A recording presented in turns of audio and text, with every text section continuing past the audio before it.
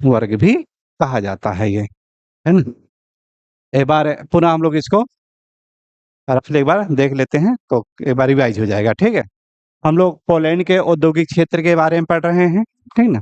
Poland की अगर सीमाओं की बात करें, तो उत्तर में देखिए आपका बाल्टिक सागर है, दक्षिण में आपका है टेट्रा पर्वत और कार्पेथियन पर्वत है, ठीक? कार्पेथियन पर्वत की बात करें, तो यहीं से एक नदी की उत्पत्ति होती है, उसका नाम क्या है? विस्सुला नदी है। कौन सी नदी है? विस्सुला नदी। और विस्सुला नदी पोलैंड के मध्य भाग से होके गुजर रही है और यहीं पर वारसा इसकी राजधानी बसा हुआ है ये। और जब ये नदी की उत्पत्ति होती है, तो साइलेशिया से होकर के गुजरती है, साइलेशिया से। और साइलेशिया किस लिए प्रसिद्ध है? तो उत्तर क्या हुआ? कोयले के लिए प्रसिद्ध है। और जब देखिए कोयला यहाँ पे मिल जा रहा है, तो एक रॉ मटेरियल मिल जा रहा है, ठीक? और इस वजह से यहाँ पर एक औद्योगिक केंद्र भी स्थापित हो गया है लो इस्पात का, और उसका नाम क्या है? क्रोकाउ। क्या नाम है? क्रोकाउ। और क्रोकाउ पोलैंड का सबसे बड़ा लो इस्पात उद्योग का केंद्र है ये, ठीक है? और इसी को उपनाम दे दिया जाता है पोलैंड का पिट्सबर्ग कहते हैं ये, ठीक? और इस नदी के पश्चिम में देखा जाए, तो एक नदी और है आपका, ओडर नदी है ना? ओडर नदी जो कि पोलैंड और जर्मनी के बीच की यानी क्या बना रही है? सीमा बना रही है। इस नदी की उत्पत्ति कहाँ से होती है? तो टेट्रा पर्वत से होती है। किस नदी से हो रही है? टेट्रा पर्वत। और टेट्रा पर्वत के और पश्चिम में जाएं तो बरहेमियन बरहेमियन पर्वत मिलेगा। बरहेमियन पर्वत से कौन सी नदी उत्पत्ति होती है? एल्ब नदी।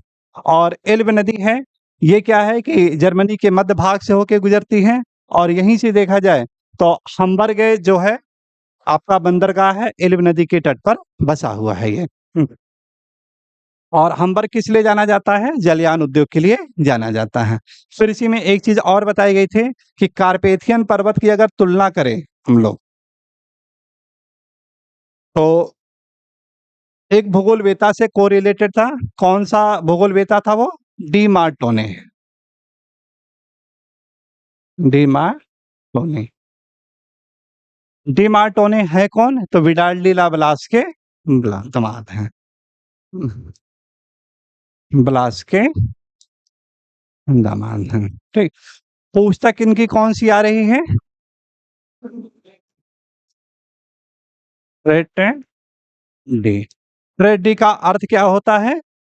फिजिक्स जोग्राफी, फिजिकल जोग्राफी है ना, यानी जोग्राफिक फिजिक्स का अर्थ है। यानी मतलब क्या है? इनका जो प्रमुख योगदान किसमें है आपका?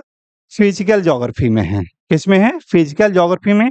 या इनको कह सकते हैं कि first physical geography of the France, है ना? यानी फ्रांस के प्रथम फिजिकल ज्योग्राफी किसे कहा गया है? तो डी मार्टोने को कहा गया है। किससे प्रभावित है? डेविस। तो डेविस के साथ यानी तुलना करके देख सकते हैं हम लोग कि एक तरफ आपलेशियन पर्वत पर डेविस, और आपलेशियन पर्वत पे कौन सी नदी थी?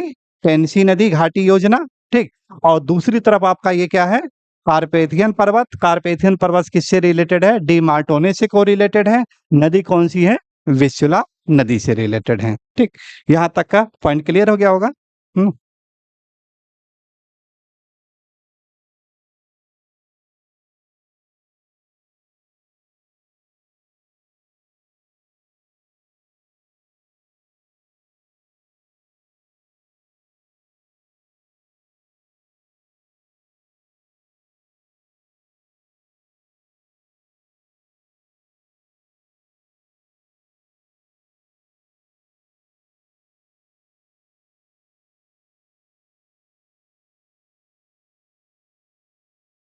तो साइलेशिया में कौन सा शहर बसा आपका? क्रोकाओ। क्रोकाओ को किस उपनाम से जाना जाता है?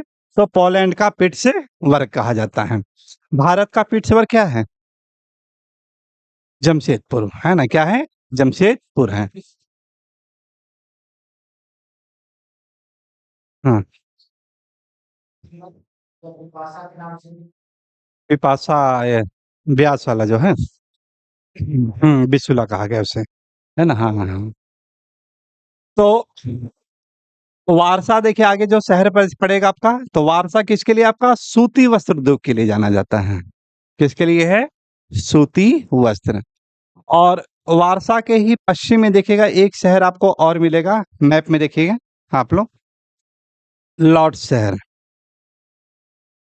LODZ, लॉर्ड्स इसके पश्चिम में है ना?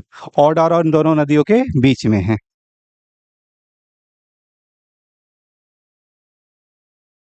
लॉर्ड्स। धीरे-धीरे देखिए क्या हो रहा है कि यहाँ पर भी ये 2 क्या हुआ कि पश्चिम की तरफ स्थानांतरित